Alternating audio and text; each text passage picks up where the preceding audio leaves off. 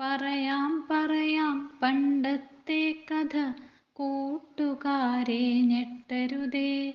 വിദ്യാലയത്തിൽ വൈദ്യുതിയില്ല, അധ്യാപകന് മൊബൈലുമില്ല.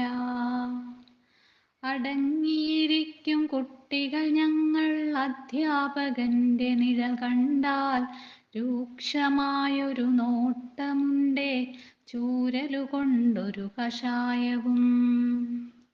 കൈകൾ കൊണ്ടൊരു കലപ്പയുണ്ടേ, അടികൊണ്ടു കിളയ്ക്കും കാളയുണ്ടേ, പ്ലാവില കൊണ്ടൊരു കിരീടമുണ്ടേ, കല്ലിലിരിക്കും രാജാവുണ്ടേ. പാള കൊണ്ടൊരു തോണിയുണ്ടേ, മണ്ണിലൊഴുകാൻ എന്തു രസം.